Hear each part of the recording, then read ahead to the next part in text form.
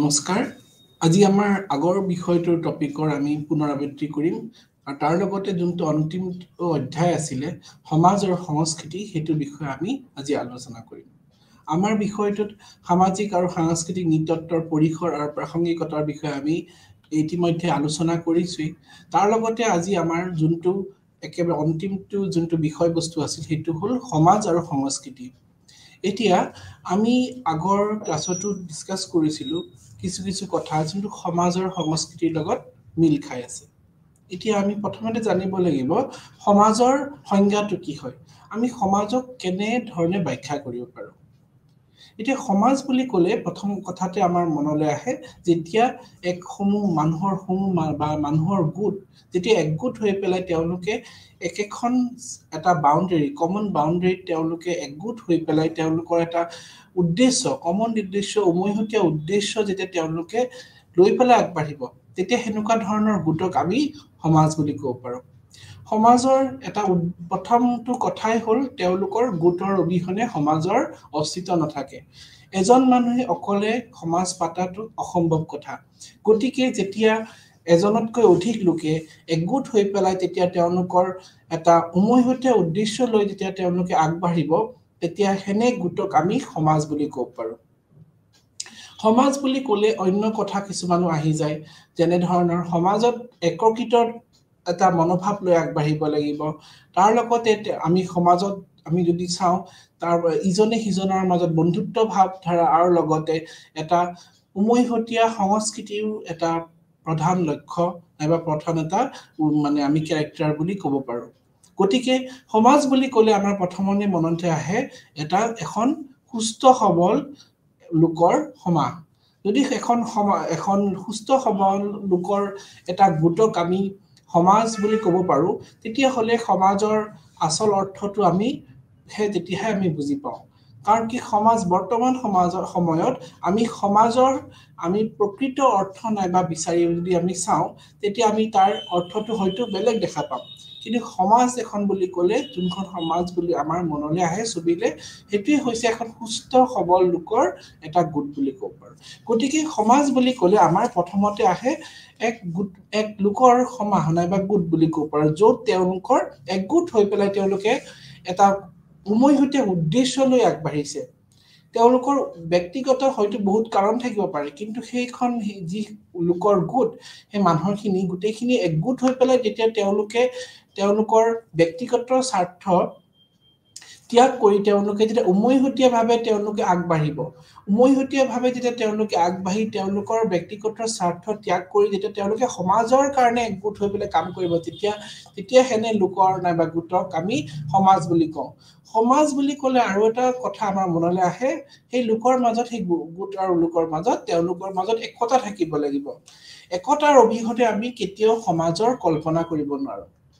সমাজ এখন হ'ব পাৰে এখন সমাজ হ'ব পাৰে এজনতকৈ অধিক লোকক আমি সমাজ বুলি ক'ব পাৰো কিন্তু সেই সমাজৰ লোকৰ মাজত যদি একতাই নাই তেওঁলোকৰ মাজত যদি বন্ধুত্ব ভাৱ নাই তেওঁলোকৰ মাজত একতাৰ ভাৱ ধাৰা নাই তেতিয়া আমি কেনেকৈ ক'ব পাৰো সেইখন মানে সমান নাইবা সেইখন লোকৰ গোটক আমি মানে সমাজ বুলি আমি কেতিয়াও কল্পনা কৰিব নোৱাৰো কাৰণ প্ৰথমটো আৰু এটা উদ্দেশ্যই হৈছে সমাজৰ একত্ৰিতভাৱে তেওঁলোকে যাতে আগবাঢ়ি যোৱা ইউনিটি থাকিব লাগিব তেওঁলোকৰ মাজত আৰু একে সেই ইউনিটি ভাৱধাৰা যেতিয়া এটা গ্ৰুপ অফ পিপল তেওঁলোকে আগবাঢ়িব আৰু তেওঁলোকৰ কমন উদ্দেশ্য লৈ পেলাই তেওঁলোকে উমৈহতীয়া উদ্দেশ্য লৈ আগবাঢ়িব আৰু লগতে তেওঁলোকৰ সংস্কৃতিও কিন্তু একেই হ'ব লাগিব তেতিয়া হেনে লোকৰ আমি গোটক আমি সমাজ বুলি ক'ব পাৰো গতিকে সমাজৰ সংজ্ঞা বহুত ধৰণকে দিছে যেনেকে গিন্সবাৰ্গে কৈছে সমাজ হৈছে কিছুমান সম্পৰ্ক বা আচৰণ পদ্ধতিৰ দ্বাৰা একত্ৰিত হোৱা ব্যক্তিৰ এক সংগ্ৰহ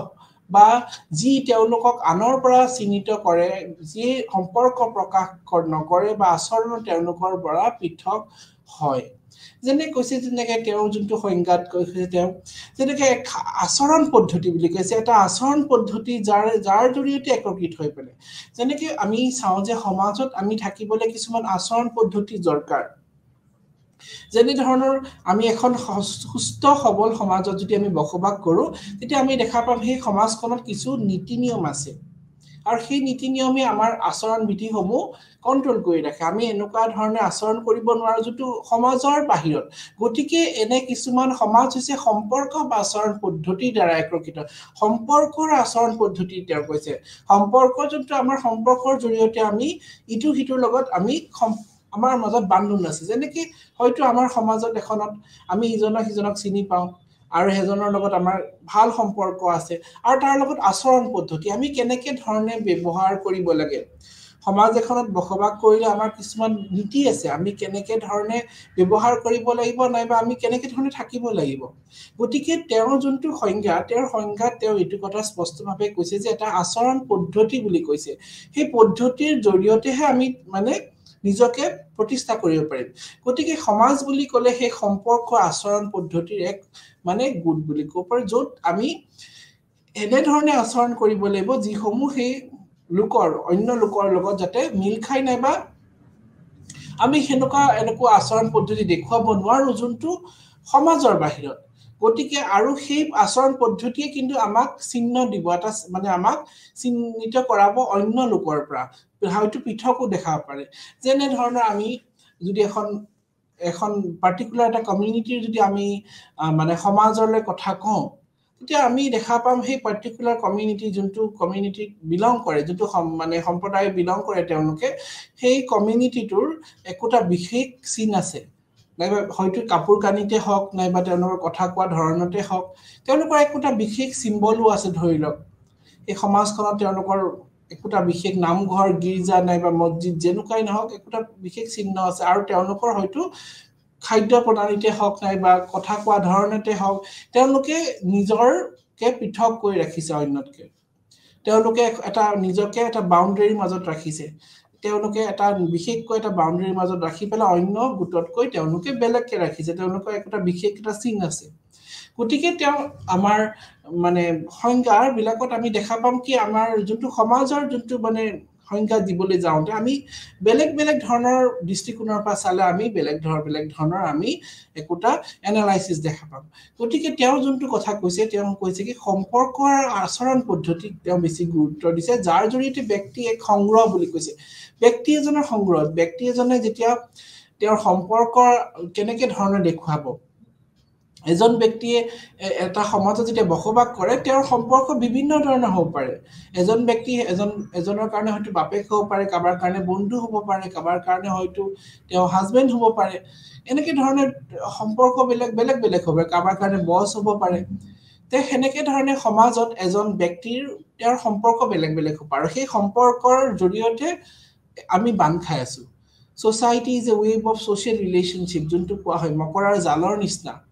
মকৰাৰ জালৰ যেনেকুৱা একোটা জালত এজন ব্যক্তিৰ অন্য লোকৰ লগত সম্পৰ্ক জড়িত হৈ আছে ঠিক তেনেদৰে আমাৰ সমাজত আমি দেখা পাম আমি হয়তো আমাৰ বেলেগৰ লগত এজন বেলেগ এটা সম্পৰ্ক কিন্তু হয়তো সেই সম্পৰ্ক এজন বেলেগৰ লগত বেলেগ হ'ব পাৰে ই কাৰণে এই সম্পৰ্কসমূহ গোটেই সমাজ বুলি কৈছে ওয়েব বুলি কৈছে ওয়েব অফ সোশ্যাল ৰিলেশনশিপ মকৰা জালৰ সদৃশ্য আমি সমাজত ইজনৰ লগত সম্পৰ্ক আছে কাৰণে সোসাইটিত আমাৰ হেতু মকৰা জালৰ সদৃশ্য আমাৰ সম্পৰ্ক আছে হয়তো আমাৰ লগত ভাল হ'ব পাৰে বেয়া হ'ব পাৰে জন লোকৰ হয়তো এজনৰ লগত আমি ভাইক ভনিয়েক নাইবা অন্য বহুত ধৰণৰ এটা সম্পৰ্ক থাকিব পাৰে ইখানে গোটেই সম্পৰ্ক সমাৰ বুলি কৈছে এটা গোটেই হোলিষ্টিক মানে ষ্টাডি অফ সোশ্যাল ৰিলেশন বুলি ক'ব পাৰি তাৰ পিছত গ্ৰীনে তেওঁ কি কৈছে সমাজ এক বৃহৎ গোট হিচাপে সংজ্ঞাত কৰিছে যাৰ হৈতে যিকোনো ব্যক্তি জড়িত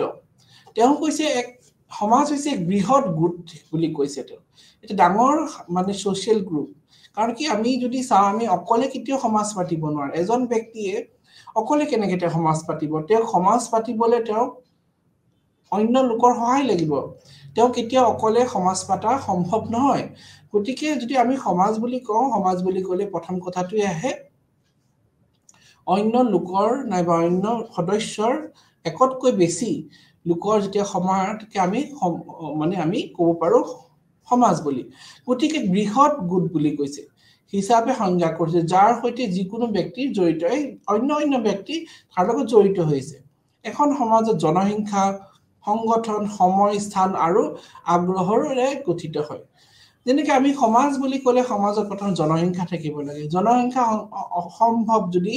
সমাজ এখন কেনেকৈ আমি গঢ় ল'ব পাৰিম যদি সমাজ এখনত লোকেই নাথাকে মানুহেই নাথাকে সেইখন সমাজ কেনেকৈ থাকিব এজন দুজন মানুহেতো সমাজ পাতা অসম্ভৱ তাতোকৈ বেছি হ'ব লাগিব তেতিয়া সমাজ থাকিব লাগিব গতিকে সমাজৰ অস্তিত্বৰ প্ৰথম কথাটো হৈছে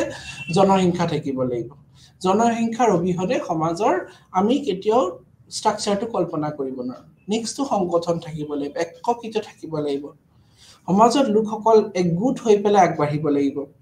যদি সমাজৰ লোকসকলৰ মাজত যদি সংগঠিতভাৱে তেওঁলোকে কাম কৰা তেওঁলোকৰ ইচ্ছা নাথাকে তেওঁলোকৰ যদি মনোভাৱ নাথাকে যে আমি একগোট হৈ পেলাই কাম কৰো হেনেকুৱা যদি মনোভাৱ তেওঁলোকৰ মাজত নাথাকে তেতিয়া সমাজখন কেনেকৈ থাকিব গতিকে প্ৰথমটোই কথাটো হৈছে সমাজত জনসংখ্যা থাকাৰ লগতে জনসংখ্যা যদি মাজত একগোট নাথাকে জনসংখ্যাৰখিনি মাজত যদি তেওঁলোকৰ এক সংগঠিতভাৱে কাম কৰাৰ তেওঁলোকৰ যদি ইচ্ছা নাথাকে তেতিয়া কেনেকৈ হ'ব গতিকে হেতু এটা গুৰুত্বপূৰ্ণ কথা কি তেওঁলোকৰ মাজত এটা ইংগিত থাকিব লাগিব সংগঠিতভাৱে তেওঁলোকে কাম কৰা এটা মনোভাৱ থাকিব লাগিব সংগঠিতভাৱে যেতিয়া তেওঁলোকে কাম কৰা মনোভাৱ থাকিব তেতিয়া সমাজখন কিন্তু আগবাঢ়ি যাবলৈ সক্ষম হ'ব লগতে সময় স্থান আৰু আগ্ৰহৰে গঠিত হ'ব লাগিব আগ্ৰহ থাকিব লাগিব সমাজখন যদি গঠন হৈছে কিন্তু সমাজৰ লোকসকলে যদি আগ্ৰহভাৱে তেওঁলোকে কোনো কামত আগবাঢ়ি নাযায় তেতিয়া কেনেকৈ থাকিব সমাজখন আৰু লগত স্থান থাকিব লাগিব প্ৰত্যেক সমাজতে একোটা বাউণ্ডেৰী আছে তে সেই বাউণ্ডেৰীৰ মাজত লোকসকলে বসবাস কৰে সেই বাউণ্ডেৰীৰ মাজত গোটেই সমাজৰ ব্যক্তিসকলে একগোট হৈ পেলাই তেওঁলোকে কাম কৰে যেনেকৈ আমি যদি চাওঁ বৰ্তমান সময়ত কিন্তু আমি কেতিয়াও সমাজ এখনক এটা মানে বাউণ্ডেৰীত বান্ধি ল'ব নোৱাৰো কাৰণ কি আমি দেখা পাওঁ যে অসমীয়া সমাজৰ কথাই কওঁ অসমীয়া সমাজৰ এতিয়া পৃথিৱীৰ বিভিন্ন ঠাইত অসমীয়া সমাজ আমি পাম অসমীয়া লোক আমি পাওঁ য'ত তেওঁলোকে নিজে নিজে সমাজ পাতি লৈছে কিন্তু আমি অকল এটা এৰিয়াত হিচাপে আমি ক'ব নোৱাৰো আমি এটা পাৰ্টিকুলাৰ এৰিয়াত কৈ ক'ব নোৱাৰো কি এইখিনিয়ে মানে অসমীয়া সমাজ বা এইখিনি বেংগলী সমাজ আমি ক'ব নোৱাৰো কাৰণ কি হেনেকুৱা ধৰণৰ সমাজ হয়তো বেলেগ বেলেগ হ'ব পাৰে কিন্তু হেতু হয় যে তেওঁলোকৰ মাজত এটা বাউণ্ডেৰী আছে তেওঁলোকৰ মাজত এটা সীমা আছে সেই সীমা ৰেখাৰ ভিতৰত তেওঁলোকে কাম কৰে তাৰ পিছত যোনটো ডেফিনেশ্যন মেক আইভাৰৰ তেওঁ কি কৈছে সোসাইটি তেওঁ কৈছে য'ত এটা অথৰিটি থাকে বুলি কৈছে অথৰিটি মানে তেওঁৰ মাজত এজন লোকৰ ব্যক্তি জড়িত থাকে যোনে গোটেই সেই সমাজখন নিয়ন্ত্ৰিত কৰে তাৰ লগত কৈছে বহুতো গোটৰ আৰু বিভাজনৰ কৃতিত্ব আৰু পাৰস্পৰিক সহায় মানুহৰ আচৰণ আৰু স্বাধীনতাৰ ওপৰত নিয়ন্ত্ৰণ হিচাপে সংজ্ঞাত কৰে ই সদায় পৰিৱৰ্তনশীল আৰু জটিল প্ৰণালীটো হৈছে সমাজ এইটো সামাজিক সম্পৰ্কৰ এটা জাল বুলি কৈছে তেওঁ কৈছে যে মেকাইভাৰে কৈছে তেওঁ কৈছে কি সোসাইটিত আমাৰ মানৱ জাতিক আচৰণ নিয়ন্ত্ৰণ কৰাৰ লগতে সেই আচৰণৰ কিছু স্বাধীনতাও দিয়া হয় মানুহৰ আচৰণ আৰু স্বাধীনতাৰ ওপৰত নিয়ন্ত্ৰণ হিচাপে সংজ্ঞাত কৰিছে যেনেকৈ এজন সমাজত আমি দেখা পাম যে কিছু কাম আমাক হয়তো সমাজে কৰিব দিছে আৰু কিছু কাম হয়তো সমাজে আমাক বাধা আৰোপ কৰিছে সেইখিনি কাম আমি কৰিব নোৱাৰো আৰু তাৰ এটা অথৰিটি আছে যোনে আমাক সেই গোটেইখিনি নিয়ন্ত্ৰণ কৰি আছে আৰু এক প্ৰণালী বুলি কৈছে এটা প্ৰণালীৰ জৰিয়তে কাৰণ কি আমি দেখা পাম যে সমাজত যোন লোকে ধৰি লওক সমাজৰ বাহিৰত কাম কৰিবলৈ যায় নাইবা সমাজৰ পৰা বাহিৰত কিছু কাম কৰিবলৈ তেওঁলোকে গুচি যায় সমাজৰ যোনটো নিয়মৰ বাহিৰত মই ক'ব বিচাৰিছো তেতিয়া কি হয় দেখা পাওঁ তেতিয়া তেওঁলোকক সমাজৰ পৰা এঘৰীয়া কৰি দিয়ে নাইবা সমাজৰ পৰা তেওঁলোকক এটা সাইড কৰি দিয়া হয় কিয় কৰা হয় কাৰণ কি তেওঁলোকে সমাজৰ ৰুলছ ব্ৰেক কৰিছে তেওঁলোকে এই কাৰণে আৰু সেইখিনি কথা কোনে চাই সমাজত কিছু ব্যক্তি আছে যি ব্যক্তিসকলে হেনে লোকসকলৰ ওপৰত নিয়ন্ত্ৰণ কৰে যেনেকৈ আমি গাঁওবুঢ়া বুলি ক'লো সমাজত নাইবা এনে লোক কিছুমান আছে পঞ্চায়ত গাঁও পঞ্চায়তত যি পঞ্চায়তে সেই সমাজত বসবাস কৰা লোকসকলৰ আচৰণ বিধিসমূহ তেওঁলোকে লক্ষ্য কৰে আৰু সেই আচৰণ বিধিসমূহ তেওঁলোকে নিয়ন্ত্ৰণ কৰিব চেষ্টা কৰে আৰু সেই আচৰণ বিধি তেওঁলোকৰ যদি সেই লোকসকলৰ নিয়ন্ত্ৰণৰ বাহিৰত গুচি যায় তেতিয়াই তাৰ ওপৰত এটা একচন লোৱা হয় আৰু সেই লোকসকলক সমাজৰ পৰা বহিষ্কৃত কৰি দিয়া হয় গতিকে আমি দেখা পাম এই সমাজত যে যোনটো প্ৰক্ৰিয়া সেই প্ৰক্ৰিয়াটো চলি আছেই সমাজ যেহেতু পৰিৱৰ্তনশীল এনেকুৱা নহয় যে সমাজৰ সদায় যে একেই থাকিব কিন্তু সেই পৰিৱৰ্তনৰ লগতে কিন্তু এটা জটিল প্ৰক্ৰিয়া জড়িত হৈ আছে। এই পৰিৱৰ্তনৰ লগত যেতিয়া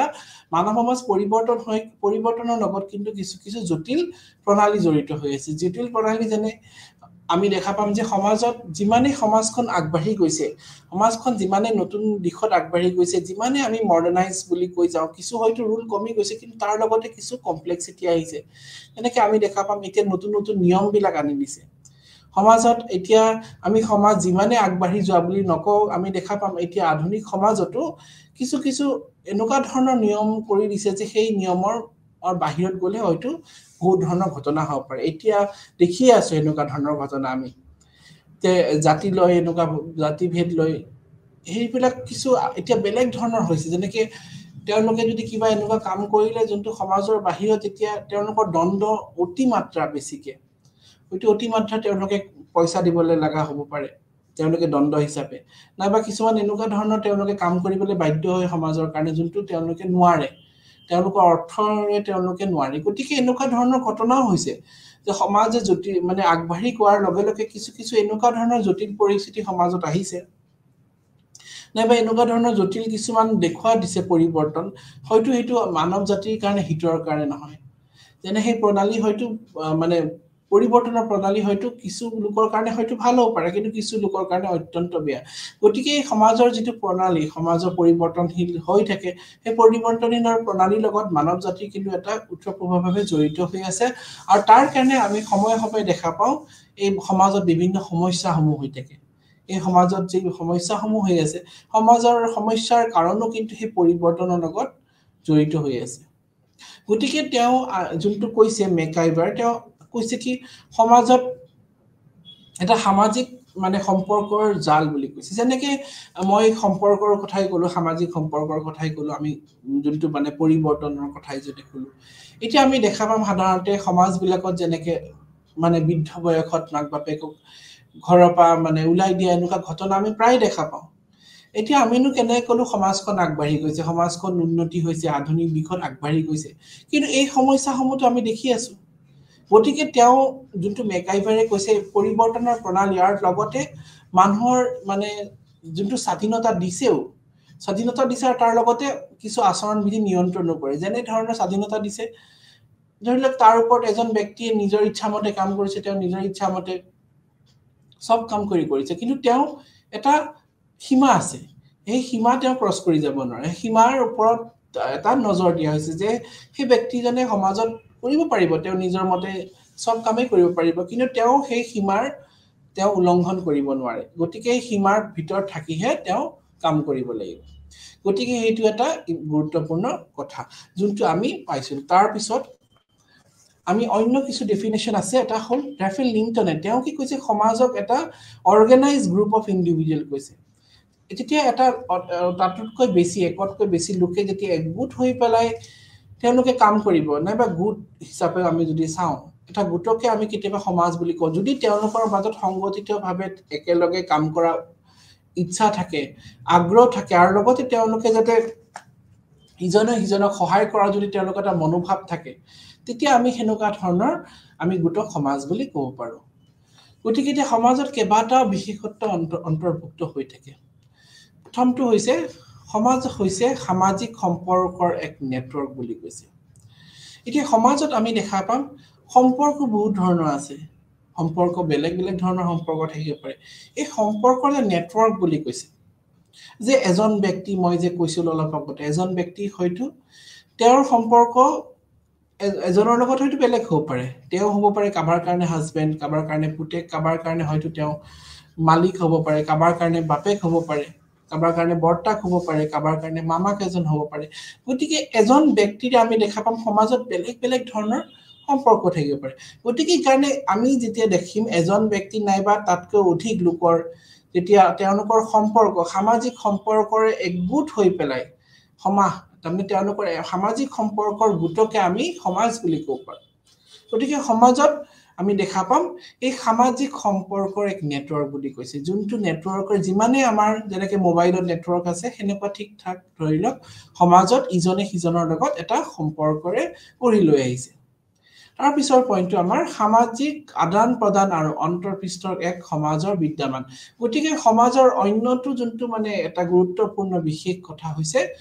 সামাজিক আদান প্ৰদান ইয়াতে আমি দেখা পাম ইজনে সিজনৰ মাজৰ লগত এটা বন্ধুত্ব আৰু লগতে এটা মানে হয়তো কথা বতৰাই হয় এটা ইন্টাৰেকশন কথাৰ আদান প্ৰদানেই হওক নাই বা বস্তুৰ আদান প্ৰদানেই হওক সমাজত সাধাৰণতে দেখা পায় হয়তো কেতিয়াবা বস্তু আদান প্ৰদান নহব পাৰে হয়তো কথাৰ আদান প্ৰদান সহায় সহযোগিতা হ'ব পাৰে এটা কৰ্মৰ এজন ব্যক্তিয়ে হয়তো অন্য লোকক সহায় কৰিছে এনেকুৱা হ'ব পাৰে গতিকে এটা মানে বস্তু কথাৰে আদান প্ৰদানকে আমি সমাজ বুলি ক'ব পাৰো গতিকে সামাজিক আদান প্ৰদান আৰু এখন গোট বুলি ক'ব পাৰো গতিকে আমি সমাজ বুলি ক'লে সমাজত আমি দেখা পাওঁ সাধাৰণতে এটা লোকৰ এটা নাইবা সমাহৰ যেতিয়া লোকেজনে সমাজত বসবাস কৰে তেতিয়া তেওঁ অন্য ব্যক্তিৰ পৰা সহায় দৰকাৰ হ'ব তেওঁতো অকলে গোটেইখিনি কাম কৰিব নোৱাৰে গতিকে যেতিয়া সেই লোকে অন্য লোকৰ পৰা সহায় ল'ব তেওঁ সেই সহায় কৰিব গতিকে সামাজিক আদান প্ৰদানৰ এক মানে আমি এটা ধাৰা বুলি ক'ব পাৰো তাৰ নেক্সট পইণ্টটো হৈছে এখন সমাজত সদস্যসকলৰ মাজত পাৰস্পৰিক সহযোগিতা অন্তৰ্ভুক্তিৰ বিদ্যমান পাৰস্পৰিক সজাগতা আৰু লগতে অনুভূতি বিদ্যমান আছে পাৰস্পৰিক সজাগতা বুলি ক'ব বুলি আমি চাওঁ যেতিয়া তেওঁলোকৰ মাজত এটা ইমোশনাল বন্ডিং আছে আৰু তেওঁলোকৰ মাজত এটা কনচিয়াছ মানে তেওঁলোকে সমাজখনৰ কাৰণে কিবা এটা কৰিব লাগিব যেনেকৈ আমি উদাহৰণস্বৰূপে এজন লোক যোনটো সমাজত তেওঁ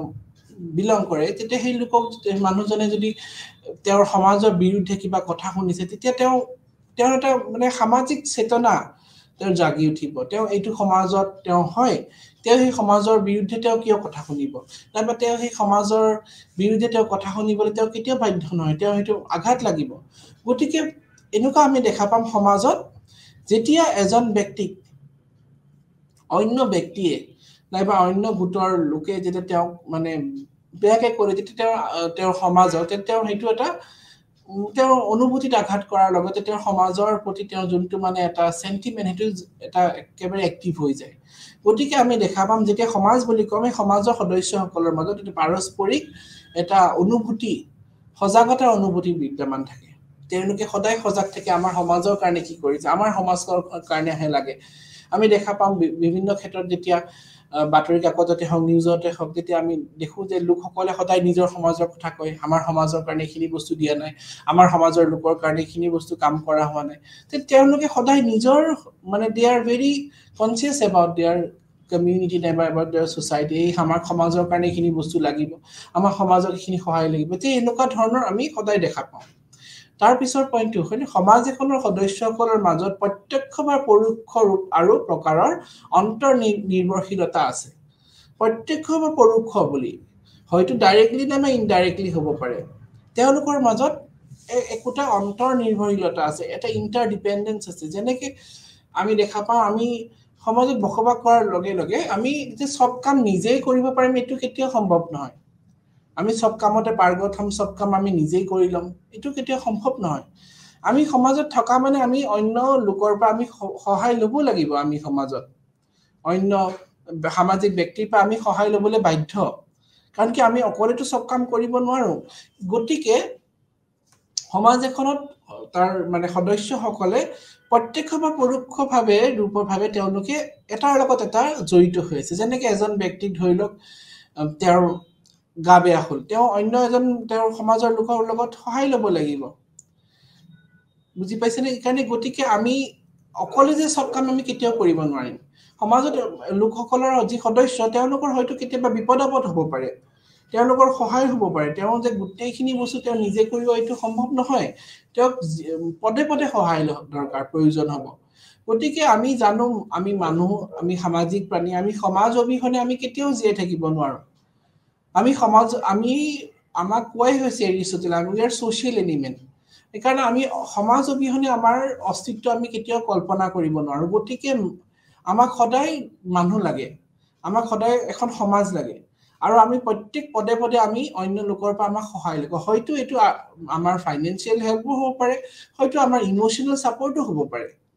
সেইকাৰণে আমি সমাজত যে অকলেই আমি মানে ৰজা সেইটো আমি কেতিয়াও ক'ব নোৱাৰো তাৰ লগতে আৰু নেক্সট পইণ্টটো হ'ল যদিও ব্যক্তিৰ সংগ্ৰহ অবিহনে সমাজৰ এখনৰ ৰখাৰ প্ৰতিচ্ছবি থাকিব নোৱাৰে তথাপিও পাৰস্পৰিক সামাজিক সম্পৰ্ক গঢ়িব অবিহনে মানুহ থাকিব নোৱাৰে এইকাৰণে কৈছে যে এইটো কথা যে আমি সমাজ অবিহনে আমি কেতিয়া এখন সমাজত থাকিবলৈ আমি ইজনে সিজনৰ লগত এটা ভাল এটা ৰিলেশ্যন থাকিব লাগিব পাৰস্পৰিক সামাজিক সম্পৰ্ক থাকিব লাগিব যে আমি অকলেই যে সবৰ লগত বেয়া হয় আমি কেতিয়াও থাকিব নোৱাৰো আমি কাবাৰ লগত হলেও ভাল থাকিব লাগিব আমি সমাজত বসবাস যিহেতু আমি এখন সমাজৰ সদস্য হিচাপে আমি অন্য লোকৰ লগত ভাল এটা সম্পৰ্ক বনাই ৰাখিব লাগিব আমি যদি এখন ভাল সম্পৰ্ক ৰাখিব নোৱাৰো তেতিয়া আমি কেনেকৈ সমাজত থাকিম আমি সমাজত থাকিব নোৱাৰিম তেতিয়া সমাজখনত মানে কি হ'ব তেতিয়া সমাজৰ আমি অন্য লোকক যদি আমি সহায় নকৰো উদাহৰণস্বৰূপে যেতিয়া এজন ব্যক্তি বিপদত পৰিছে আমি যদি তেওঁক সহায় নকৰো আমাৰ সেই সমাজৰে সদস্য তেতিয়া কি হ'ব আমি ইন ৰিটাৰ্ণ যেতিয়া আমাৰ বিপদত পৰিম তেতিয়া সেই ব্যক্তিজনে সহায় নকৰিব গতিকে আমি সমাজত থাকিব হলে আমি পাৰস্পৰিক বুজাবুজিৰ মাজতহে থাকিব লাগিব গতিকে হেতু এটা সমাজৰ এটা গুৰুত্বপূৰ্ণ মানে আমি ক্যাৰেক্টাৰ ক'ব পাৰো যদিহে সমাজৰ এখন মানে অস্তিত্ব থাকিব লাগে তেতিয়া সমাজৰ ব্যক্তিসকলে ইজনে সিজনৰ মাজত পাৰস্পৰিক সম্পৰ্ক অতি গভীৰভাৱে তেওঁলোকে ৰাখিব লাগিব তাৰ পিছতো হৈছে সমাজ হৈছে বহুতো মানে আমাৰ ইউৰোপীয় নৃতত্বৰ কেন্দ্ৰীয় তাত্ত্বিক বস্তু বিশেষকৈ ব্ৰিটিছ সামাজিক নৃতত্বত আমি দেখা পাওঁ য'ত শব্দটোৰ তাত্ত্বিক ব্যৱহাৰ যিকোনো ইতিহাস দ্ৰুতগতিভাৱে নৃতত্বৰ তত্ত্ব ইতিহাস হৈ পৰে নৃতত্বত আমি দেখাই পাইছো নৃতত্বত আমি আমাৰ কালচাৰ যোনটো সংস্কৃতি এটা এটা গুৰুত্বপূৰ্ণ বস্তু হিচাপে অধ্যয়ন কৰি আহিছে সমাজত সেই ইতিহাসত বিভিন্ন উত্তেজনা আৰু বিৰোধিতা দেখা যায় পুনৰ দেখা যায় সমাজ আৰু ৰাজ্য সমাজ আৰু ব্যক্তি সমাজ আৰু সংস্কৃতি সমাজৰ প্ৰকৃতি আমি দেখা পাই আছো যে বিভিন্ন লিখনি সমূহ সমাজৰ লগত ব্যক্তি সমাজৰ লগত ৰাজ্য সমাজৰ লগত সংস্কৃতি এইসমূহ জড়িত হৈ আছে আদিম সমাজ বা আধুনিক সমাজে হওক শেহতীয়া বছৰ যিহেতু এক নিৰ্দিষ্ট গোটৰ লোকৰ আৰু তেওঁলোকৰ জীৱনশৈলী বুজিবলৈ শব্দৰ ব্যৱহাৰ অধিক সমস্যাজনক হৈ পৰিছে আনহাতে ইয়াৰ কিছুমান উত্তেজনা ভাঙি কাষ চাপিছে নৃতত্ববিদসকলে সমাজৰ ধাৰণাটো তাত্ত্বিক নিৰ্মাণ হিচাপে এৰি দিয়াৰ পৰামৰ্শ দিবলৈ আৰম্ভ কৰিছে গতিকে আমি মানে সমাজ বুলি ক'লে যেনেকৈ এটা বিশেষ গোটকহে কওঁ তেতিয়া সেনেকুৱা ধৰণৰ কেতিয়াবা কি হয় আমি বহু ধৰণৰ দেখিছো ক্ষেত্ৰত যে সমাজত বিভিন্ন ধৰণৰ উত্তেজনা লোকে ভাঙি পৰিছে নেকি তেওঁলোকৰ সমাজত যদি কোনোবাই গালি গালাজ পাইলে তে হেতুকা ধৰণৰ হেৰি পাই কাৰণে সমাজ বুলি ক'লে যোনটো নৃতাত্ত্বিক ধাৰণা তেওঁলোকে ক'লে সমাজ বুলি ক'লে আমি যদি কওঁ এক লোকৰ গোট বুলি আমি এটা একতকৈ অধিক লোকৰ এক গোট বুলি আমি ক'ব পাৰো তেতিয়া হয়তো একটা মানে কোনো সাম্প্ৰদায়িক মানে মিসআন্ডাৰষ্টেণ্ডিং নহয় কাৰণ কি যদি আমি সমাজ বুলি ক'বলৈ যাওঁ অসমীয়া সমাজক আমি পাৰ্টিকুলাৰলি যদি মেনশন কৰি যাওঁ তেতিয়া এনেকুৱা ধৰণৰ যে অসমীয়া সমাজ হ'ব লাগিব বেংগলী সমাজ হ'ব লাগিব এতিয়া কি হয় আমি এটা নিৰ্দিষ্ট বাউণ্ডাৰী আমি লৈ আনো গোটেইখিনি কথা তেতিয়া কি হয় কেতিয়াবা হয়তো সেই বাউণ্ডাৰীৰ বাহিৰতো কেতিয়াবা কিছুমান আমি বৈশিষ্ট্য দেখা পোৱা যায় কাৰণ কেতিয়াবা এইটো বিৰোধিতা হয় তো নৃতাত্ত্বিক ধাৰণাত আমি এনে ধৰণে ব্যাখ্যা কৰিব পাৰো তাৰ পিছত আমি সংস্কৃতিৰ কথা যোৱাৰ আগতে আমি কিছু অন্য কথা আমি জানিলো সমাজত যদি মানৱ সমাজৰ কথা যদি আমি কিছু কথা আমি জানি লওঁ তাৰ আগতে মানৱ সমাজ আৰু ইতৰ সমাজৰ কথা আহি থাকে এটা মানৱ সমাজত প্ৰথমটো কথাই হৈছে মানৱ সমাজত আমাৰ সংস্কৃতি আছে আৰু সংস্কৃতি অবিহনে আমাৰ সমাজৰ অস্তিত্ব নাথাকে আৰু সমাজ অবিহনে সংস্কৃতিৰ অস্তিত্ব যেনেকৈ নাথাকে সংস্কৃতি অবিহনে সমাজৰ অস্তিত্ব আমি কল্পনাই কৰিব নোৱাৰো তাৰ ইকাৰণে আমি মানৱ সমাজৰ কথা আমি কি কৈছো কাৰণ কি মানৱ সমাজত সংস্কৃতি আছে উই পিপল হেভ কালচাৰ যদিও আমি এই কথাটো এতিয়া ক'বলৈ গ'লে অলপ কিছু মানে কন্ট্ৰভাৰ্সি হৈ যাব কাৰণ কি মানৱৰ যেনেকুৱা আচৰণ সেই মানৱী আচৰণ এতিয়া মানুহে ত্যাগ কৰি যেনেকুৱা দানৱৰ আচৰণ লোৱা হৈছে দেখা পোৱা গৈছে যে বহু সময়ত সমাজত এই বেবিচাৰ সমাজত বিভিন্ন ধৰণৰ যি ক্ৰাইম হৈ আছে তেতিয়া আমি কেনেকেনো কওঁ যে মানৱৰ সংস্কৃতি আছে সেই কথাটো ক'বলৈ অলপ নিজেই লাজ লগোৱাৰ ইচ্ছা হৈছে কিন্তু তথাপিও আমি যোনটো কথা যে মানৱ সমাজত যদি আমি কওঁ তে মানৱ সমাজত কয় কি মানৱ সমাজত আমাৰ ভাষাৰ প্ৰচলন আছে স্পিচ আছে যাৰ জৰিয়তে আমি কমিউনিকেট কৰো বুলি মানৱ সমাজত যেতিয়া আমাৰ এটা প্ৰত্যেকটো সিম্বলিক কমিউনিকেশ্যন আছে যেনেকৈ এটা একোটা আমি চিম্বলৰ জৰিয়তে আমি কমিউনিকেট কৰোঁ আমাৰ সংস্কৃতি আছে মানৱ সমাজত আমাৰ সংস্কৃতি আছে সংস্কৃতিৰ অবিহনে আমি কেতিয়াও কল্পনা কৰিব নোৱাৰো এখন সমাজ এখনত সংস্কৃতিৰ অবিহনে আমি কেতিয়াও কল্পনা কৰিব তাৰ লগতে আমি মানৱ সমাজত দেখা পাইছো আমি সামাজিক ব্যৱহাৰসমূহ সমাজতে শিকো আমাৰ যি সামাজিক ব্যৱহাৰ এই সামাজিক ব্যৱহাৰখিনি আমাক সমাজে শিকায় সমাজত যেতিয়া আমি থাকো আমি বিভিন্ন ধৰণৰ সামাজিক ব্যৱহাৰ যেনেকৈ আমি কাক কেনে কথা ক'ব লাগে আমাৰ কিছুমান নিয়ম কানুন আছে যিখিনি নৰ্মছ আমাক সমাজে শিকায় সেইখিনি অন্য কোনো শিকাব নোৱাৰিব কাৰণ কি সমাজত যেতিয়া আমি বসবাস কৰো কিছুমান নিয়ম কানুন আছে যিখিনি সমাজত থাকিলে আমি বসবাস কৰিব লাগিব আৰু সময়ৰ লগে লগে সামাজিক যিখিনি আচৰণ আছে আমি সময়ৰ লগে লগে শিকি যাওঁ যে এনেকুৱা নহয় এটা সৰু বাচ্চাক আমি তাক ডাঙৰ নিচিনা আচৰণ কৰিবলৈ শিকাও তাক একেবাৰে ডাঙৰ কথা শিকাও হেনে নহয় সি সমাজত আছে সি সামাজিক ব্যক্তি হিচাপে তাৰ আচৰণসমূহ যোনটো তাৰ বয়স হিচাপে সেনেকুৱাই হ'ব লাগে আৰু হয়তো তাৰ ডাঙৰ যিমানে হৈ যাব তাৰ ডাঙৰ হৈ যোৱাৰ লগে লগে তাৰ আচৰণ বিধি হয়তো বেলেগ হ'ব পাৰে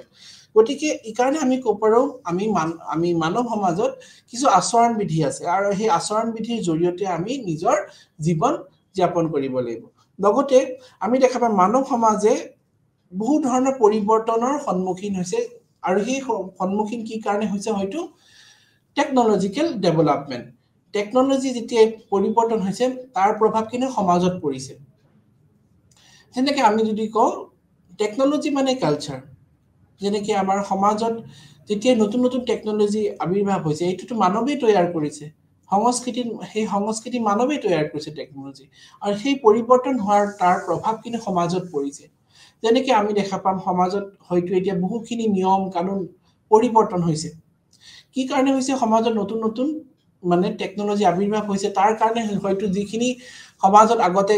কুসংস্কাৰ আছিল সমাজত যি অন্ধবিশ্বাস আছিল সেই অন্ধবিশ্বাস হয়তো এতিয়া আধুনিক বিজ্ঞানৰ যুগত এইখিনি নোহোৱা হৈ গৈছে নাইবা এইখিনি কথা জানা হৈছে যে এইখিনি বস্তু এনেকুৱাহে গতিকে সমাজত সেই পৰিৱৰ্তন আহি আছে সেই পৰিৱৰ্তনৰ দিশত সমাজ আগবাঢ়ি গৈ আছে তাৰ লগতে আমি দেখা পাওঁ আমাৰ সমাজত কিছু নীতি নিয়ম আছে আৰু সেই নীতি নিয়মৰ জৰিয়তে আমি সমাজখন বান্ধি ৰাখিছো নীতি নিয়মৰ অবিহনে আমি সমাজখন কেতিয়াও কল্পনাই কৰিব নোৱাৰো এখন সমাজ যদি আমি জীয়াই ৰাখিব লাগে সেই সমাজখনত নীতি নিয়ম দৰকাৰ হ'ব এই সমাজখনত এনে ধৰণৰ নীতি নিয়ম হ'ব লাগিব যাৰ নীতি নিয়মৰ জৰিয়তে সমাজৰ ব্যক্তিসকলে ভাল ধৰণে কাম কৰে সমাজৰ ব্যক্তিসকলে একতাৰ হাৰেৰে তেওঁলোকে কাম কৰিব পাৰে সমাজৰ ব্যক্তিসকলে যাতে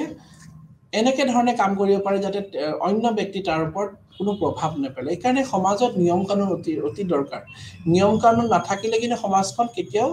মানে ভালকে মানে চলাত বহুত যথেষ্ট পৰিমাণে অসুবিধা আহিব তাৰ লগতে আমি দেখা পাম সমাজত বিভিন্ন ধৰণৰ গোট থাকিব পাৰে আৰু সেই বিভিন্ন ধৰণৰ গোট হৈ পেলাই পিছত এখন সমাজ সৃষ্টি হয় যেনেকৈ আমি গাঁৱৰ সমাজ কলো চহৰৰ সমাজ কলো তাৰ মাজতো কিন্তু পাৰ্থক্য আছে গাঁৱৰ সমাজত যিখিনি নিয়ম কানুন আছে হয়তো চহৰৰ সমাজত সেইখিনি নাথাকিব পাৰে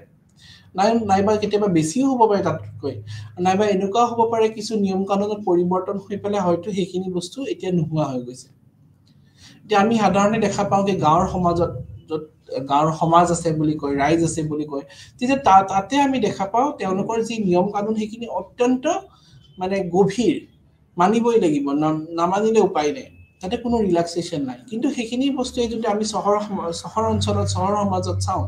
তেতিয়া দেখা পাম আমি সাধাৰণতে সেই নিয়ম কানুন হয়তো কিছু শিথিলতা আনি দিয়া হয় এই শিথিলতা আনি দিয়াৰ কাৰণে হয়তো কিছু পৰিৱৰ্তন আনা হয় আৰু সেই যেতিয়া সেই মানে নৰ্মছ আৰু ৰুলছ ৰেগুলেশ্যন যেতিয়া ৰিলেক্সেশ্যন আনি দিয়া হয় তেতিয়া সেই পৰিৱৰ্তনখিনি আহি যায় গতিকে এই সমাজ ভেদে কিন্তু আমি দেখা পাম নিয়মবিলাক বেলেগ বেলেগ কিছু সমাজত হয়তো নিয়ম বেছি হ'ব পাৰে কিছু সমাজত হয়তো নিয়ম কম হ'ব পাৰে কিছু সমাজত হয়তো সেই নিয়মৰ বেলেগ ধৰণেকে পালন কৰা হয় আৰু কিছু সমাজত হয়তো কম ধৰণেও পালন কৰা হয় গতিকে এইখিনি আমি পৰিৱৰ্তন দেখি আহিছো তাৰ লগতে আমি এইটো দেখিছো আমাৰ সমাজত যেতিয়া আমি দেখা পাওঁ দুখ কষ্ট আমাৰ সমাজত ইজনে সিজনৰ প্ৰতি যিটো ভাল পোৱা আমি সদায় শ্বেয়াৰ কৰোঁ সমাজত এটি শ্বেয়াৰিং বস্তুটো আগৰ পৰাই চলি আছে যেনেকৈ মানৱ সমাজত আছে যেনেকৈ কাবাৰ যদি দুখ কষ্টত ফূৰ্তি ভাল খবৰ মানুহে ইজনে সিজনৰ লগত সদায় শ্বেয়াৰ কৰে যোনটো তেওঁলোকে সদায় হেতু যোনটো পৰম্পৰা সেই পৰম্পৰাটো চলি আহিছে গতিকে আমি দেখা পাম এই সমাজত এইখিনি বস্তু আগৰ পৰাই চলি আছে আৰু সমাজৰ যোনটো একতাৰ বান্ধোন হেতুটো থাকিবই লাগিব সমাজৰ যদি লোকসকলৰ মাজত একগোট ভাৱ নাথাকে তেওঁলোকৰ মাজত যদি একতাৰ বান্ধোন নাথাকে সমাজখন কেনেকৈ আগবাঢ়িব সমাজৰ ব্যক্তিসকলে যদি একগোট হৈ আগবাঢ়ি নাযায় সমাজৰ ব্যক্তিসকলে যদি তেওঁলোকৰ মাজত একগোট হৈ আগবাঢ়ি যোৱা তেওঁলোকৰ যদি মনোভাৱ নাথাকে আগ্ৰহ নাথাকে তেতিয়া তেওঁ সেই সমাজখন জানো জীয়াই থাকিব সমাজৰ অস্তিত্বই নাথাকিব আস্তে আস্তে সেই সমাজখনৰ হয়তো মানে আস্তে আস্তে ভাঙি যাব এইকাৰণে আমি দেখা পাম যোনটো মানে গাঁৱৰ সমাজ সেইটো চহৰ অঞ্চলৰ সমাজতকৈ বেলেগ হ'ব পাৰে চহৰ অঞ্চলত সমাজ হয়তো যেতিয়া দৰকাৰ হয় তেতিয়াহে আগবাঢ়ি আহে যেতিয়া এখন বিয়া নাইবা অনুষ্ঠান পাতিছে তেতিয়া আমি দেখা পাম গাঁৱৰ সমাজত লোকসকল একগোট হৈ আগবাঢ়ি আহে আৰু সমাজৰ মানে যেতিয়ালৈকে সমাজৰ পৰা তেওঁলোকে ৰিকগনিশ্যন নহয় তেতিয়ালৈকে তেওঁলোকে এই কামটো কৰিব নোৱাৰে সমাজৰ মানে ৰায় নোহোৱাকে তেওঁলোকে কৰিব নোৱাৰে নাইবা সমাজত তেওঁলোকে সমাজৰ বাহিৰত যেটো বিয়াখন পাতিব নোৱাৰে কিন্তু হয়তো সেইখিনি বস্তুৱে চহৰ অঞ্চলত হয়তো হ'ব পাৰে যেহেতু চহৰ অঞ্চলত হয়তো হেনে ধৰণৰ সমাজৰ মানে যোনটো মানে ডমিনেশ্যন সেইটো নাথাকিব পাৰে এইকাৰণে আমি দেখা পাওঁ যে মানে জাগা ভেদে সমাজৰ কিন্তু যোনটো ডমিনেশ্যন সেইটো হয়তো কম বেছি হ'ব পাৰে গতিকে এতিয়া আমি আমাৰ নেক্সট টপিকটো আহি যাওঁ সেইটো হৈছে আমাৰ সংস্কৃতি এতিয়া সংস্কৃতি বুলি ক'লে আমি প্ৰথমতে সংস্কৃতি আমাৰ মনলৈ যদি আহে তেতিয়া সংস্কৃতি বুলি ক'লে আমাৰ অকল ড্ৰেছ অৰ্নামেন্ট সেইবিলাক কথা প্ৰথমতে আহি যায় কিন্তু অকল আমি তাতেই সীমাবদ্ধ থাকিব নোৱাৰো সংস্কৃতি বুলি ক'লে এজন ব্যক্তি তেওঁৰ সৰ্বাংগত বুলি ক'ব পাৰো total personality of N individual এজন ব্যক্তি তেওঁৰ কেনে ধৰণে আচৰণ কৰিছে তেওঁৰ খোৱা খাদ্যৰ পৰা আৰম্ভ কৰি তেওঁ কেনে ধৰণে তেওঁৰ কি ধৰণে এটা পাৰ্চনেলিটি যোনটো ব্যক্তিত্ব সেইটো আমি গোটেই সংস্কৃতি বুলি হন্তৰ ভিতৰত পেলাই দিয়ে গতিকে সংস্কৃতি বুলি ক'লে একোটা জাগাৰ পৰিচয় বুলিও আমি ক'ব পাৰো এজন ব্যক্তিৰ পৰিচয় বুলি আমি ক'ব পাৰো গতিকে সংস্কৃতিবান লোক বা সংস্কৃতি বুলি ক'লে আমাৰ অকল আমি ড্ৰেছতে আমি কেতিয়া সীমাবদ্ধ থাকিব নোৱাৰো নাইবা এটা গোটতে আমি কেতিয়াও সীমাবদ্ধ থাকিব নোৱাৰো ইয়াৰ পৰিসৰ অতি বহল সংস্কৃতিৰ বিভিন্ন সময়ত যোনটো বিভিন্ন কথা আমাক শিকাই যায় যেনেকৈ আমি দেখা পাওঁ সংস্কৃতি আমাক জন্তুৰ সমাজৰ পৰা পৃথক কৰি ৰাখিছে যে আমাৰ মানৱ জাতিৰ সংস্কৃতি আছে কথাষাৰ যে কৈ আছো আমি মানৱ জাতিৰ সংস্কৃতি আছে কেনেকৈ আছে কাৰণ কি মানৱ জাতিৰ সংস্কৃতি থাকাৰ কাৰণে হয়তো আমি কিহত দেখিলো যে মানৱ জাতিৰ কাপোৰ পিন্ধাৰ পৰা খোৱা খাদ্য ঘৰ বনাই নিজে থাকিছে তেওঁলোকে নিজৰ ভাষা ল্যাঙ্গুৱেজ কালচাৰ সেইখিনি তেওঁলোকে প্ৰচাৰ কৰিছে সেইখিনি কথাত আমি অন্য মানে ইতৰ প্ৰাণীৰ পৰা পৃথক বুলি ক'ব পাৰো গতিকে এই যে সংস্কৃতি শব্দটো বহুত অৰ্থ আছে সংস্কৃতি শব্দটো হৈছে ৰিফাইনমেন্ট অফ বিহেভিয়াৰ আমাৰ সংস্কাৰ সংস্কৃতি শব্দটো কালচাৰ যোনটো আমি শব্দটো কৰ পাইছে সংস্কৃত শব্দ সংস্কাৰ তাৰ অৰ্থ হৈছে ritual performance as a result of which is accepted into the various role in course of his or life তাৰমানে অৰ্থত হৈছে একোটা প্ৰণালী যাৰ জৰিয়তে এজন ব্যক্তিক নাইবা এগৰাকীক তেওঁ সেই সমাজত তুলি লোৱা হয় নাইবা আমি এনেকুৱা কপৰে সংস্কাৰ হৈছে এক ৰিফাইনমেন্ট বুলি কৈছে নাইবা মডিফিকেশন অফ বিহেভিয়াৰ এজন ব্যক্তিৰ যেতিয়া তেওঁৰ আচৰণ বিধি তেওঁ যদি আমি মডিফাই কৰি পৰিৱৰ্তন কৰি এটা ভাল দিশত আগবাঢ়ি লৈ যাওঁ ৰিফাইনমেন্ট কৰো তেতিয়া হেনেকে এক প্ৰয়াসক সেই প্ৰয়াসটোক আমি সংস্কৃতি বুলি কওঁ গতিকে সংস্কৃতিক আমি দেখা পাওঁ সংস্কৃতি হৈছে এটা fulfilment of social life through various সংস্কাৰ আমাৰ সমাজত আমাৰ জীৱনত যিবিলাক আমাৰ মানে সোশ্যাল লাইফত যিবিলাক আমাৰ লক্ষ্য আছে আমি জীৱনত যিবিলাক কৰিব লাগে যেনেকে এটা ভাল চাকৰি লৈ ভালকে সমাজৰ কাৰণে কাম কৰি মা দেউতাক চোৱা পৰা আৰম্ভ কৰি আমাৰ সমাজত আমি পৰিয়ালক সহায় কৰা পৰা আৰম্ভ কৰি আমি এজ এ সামাজিক প্ৰাণী আমাৰ বহুখিনি কৰ্তব্য আছে সমাজৰ প্ৰতি গতিকে আমি সামাজিক প্ৰাণী হিচাপে আমাৰ যিখিনি দায়িত্ব সেইখিনি ফুলফিল কৰি কেনেকৈ কৰিম যো প্ৰপাৰ সংস্কাৰ আমাৰ মানে একো নীতি নিয়মৰ মাজৰে যেতিয়া আমি এটা সেই কৰি যাম সেই প্ৰসেসটোকে হৈছে আমি কালচাৰ বুলি ক'ব পাৰো গতিকে সংস্কৃতি বুলি ক'ব গ'লে আমি অকল এটা সহজ অৰ্থত আমি কেতিয়াও ক'ব নোৱাৰো সংস্কৃতি নাইবা সভ্যতাৰ লগতো জড়িত আছে সভ্যতা যদিও এটা জটিল মানে এটা কথা কিন্তু সভ্যতাই কিন্তু সংস্কৃতিৰ পৰা শেষ হৈছে সংস্কৃতি যেতিয়াই ডেভেলপ হৈ গৈছে তেতিয়াই কিন্তু সভ্যতাৰ দিশত মানৱ জাতি আগবাঢ়ি গৈছে আমি যেনেকৈ হাৰাপ্পান চিভিলাইজেশ্যন মহেঞ্জোদাৰো যদি আমি সভ্যতাৰ কথাই কওঁ এই সভ্যতাত কিন্তু কি হৈছে মানৱ জাতিয়ে নতুন নতুন বস্তু অস্ত্ৰ শস্ত্ৰ তৈয়াৰ কৰি তেওঁলোকে জীৱনশৈলী তেওঁলোকৰ পৰিৱৰ্তন হৈছে এটা আধুনিক দিশত আগবাঢ়ি গৈছে যেনেকৈ আমি উদাহৰণস্বৰূপে আমি মানৱ জাতি যেতিয়া পৃথিৱী যেতিয়াৰ পৰাই তেওঁলোকৰ আবিৰ্ভাৱ হৈছিল তাৰ পৰাই যেতিয়াই তেওঁলোকে অস্ত্ৰ শস্ত্ৰ তৈয়াৰ কৰিছিল সেই অস্ত্ৰ শস্ত্ৰৰ পৰা একেবাৰে গৈ পেলাই আধুনিক যুগৰ পিস্তলৰলৈকে ধৰিলো যদি চাওঁ সেই গোটেই যাত্ৰাটোৱে কিন্তু এটা সংস্কৃতি বুলি ক'ব পাৰোঁ আদিম কালত যেতিয়া মানৱ জাতিয়ে মানৱ সমাজে কি কৰিছিলে জন্তুৰ পৰা বাচিবলৈ তেওঁলোকে বিভিন্ন ধৰণৰ অস্ত্ৰ তৈয়াৰ কৰিছিলে আৰু সেই অস্ত্ৰ তৈয়াৰ কৰি তেওঁলোকে কি কৰিছিল অস্ত্ৰসমূহৰ জৰিয়তে তেওঁলোকে নিজকে বচাবলৈ চেষ্টা কৰিছিল জন্তুৰ পৰা জন্তু জানোৱাৰৰ পৰা তেওঁলোকে নিজকে বচাবলৈ চেষ্টা কৰিছিলে গতিকে আমি দেখি আছো যে এই বিভিন্ন সময়ত সমাজত এনেকুৱা ধৰণৰ হৈ আছে এই সমাজত যেতিয়া জটিল পৰিস্থিতি সমাজৰ ব্যক্তিসকলে যেতিয়া সন্মুখীন হয় তেতিয়া তেওঁলোকে সংস্কৃতিত হয়তো পৰিৱৰ্তন কৰি দিয়ে মানে কি কাৰণে হৈছে না সংস্কৃতি পৰিৱৰ্তন হলেও কেতিয়াবা জটিল সমস্যাত তেওঁলোকে ভুগিব লগা হয় গতিকে আমি সংস্কৃতি বুলি ক'লে যে কেতিয়াবা কয় মই এইটো সংস্কৃতিৰ লগত খাপ খাব পৰা নাই তেওঁলোকে নিজৰ কিয় হৈছে প্ৰবলেম ফেচ কৰিছে কাৰণ কি কিয় সেই সংস্কৃতিৰ নিয়ম কানুন হয়তো বেলেগ হৈ গৈছে আৰু এই কাৰণে হেতু পৰিৱৰ্তনত তেওঁলোকে জটিল পৰিস্থিতিত তেওঁলোকে সামনা কৰিব লগা হৈছে গতিকে সংস্কৃতি হৈছে জটিল সম্পৰ্ক যত অন্তৰ্ভুক্ত থাকে জ্ঞান বিশ্বাস কলা নৈতিকতা আইন ৰীতি-নীতি আৰু সামাজিক সংস্কৃতিৰ সদস্য হিচাপে মানুহে প্ৰাপ্ত কৰা আন কিছুমান সামৰ্থ্য আৰু অভ্যাস অন্তৰ্ভুক্ত থাকে গতিকে আমি এই কাৰণে ক'ব পাৰো যে সংস্কৃতি হৈছে জটিল সম্পৰ্ক য'ত অন্তৰ্ভুক্ত থাকে জ্ঞান এটা কমপ্লেক্স ৰিলেশ্যন বুলি কওঁ য'ত জ্ঞান থাকে বিশ্বাস জড়িত আছে জ্ঞান যেতিয়া জ্ঞান বুলি ক'লে যেনেকৈ আমি মানৱ সমাজৰ ক'লো যেতিয়া মানৱ সমাজ প্ৰগতিৰ দিশত আগবাঢ়ি গৈ আছিল তেতিয়া তেওঁলোকে জ্ঞান নতুন নতুন জ্ঞান আহৰণ কৰিছিলে খেতি পথাৰ আৰম্ভ কৰাৰ পৰাই নতুন নতুন অস্ত্ৰ শস্ত্ৰ তৈয়াৰ কৰাৰ পৰাই কে লৈ পেলাই তেওঁলোকে নতুন জ্ঞান আহৰণ কৰিবলৈ সক্ষম হৈছিলে আৰু সেই আচৰণ কৰাৰ লগে লগে তেওঁলোকৰ মাজত বিশ্বাস এইটো ভাৱ জন্ম হৈছিল তাৰ লগত আৰ্ট কলা নৈতিকতা সেইসমূহ কিন্তু আস্তে আস্তে সমাজলৈ আহিছিল আইন কানুন লাগিব লাগিব সংস্কৃতিত আইন নহলে কেনেকৈ হ'ব আইন মানে সংস্কৃতিক ৰক্ষা কৰিবলৈ আইন লাগিব ৰীতি-নীতি থাকিব লাগিব rules and regulation থাকিব লাগিব যেনেকৈ আমি অসমীয়া সমাজৰ কথাই ক'লো নাইবা বেংগলী সমাজৰ কথাই ক'লো এই সমাজ প্ৰত্যেক সমাজতে কিছু নীতি নিয়ম আছে সেই নীতি নিয়মৰ মাজেৰেহে কিন্তু সমাজখন গৈ আছে এই নীতি নিয়মৰ অবিহনে সমাজখন কেনেকৈ থাকিব এই কাৰণে আমি দেখা পাম যে সমাজত কিছু নীতি নিয়ম আছে প্ৰত্যেক সমাজতে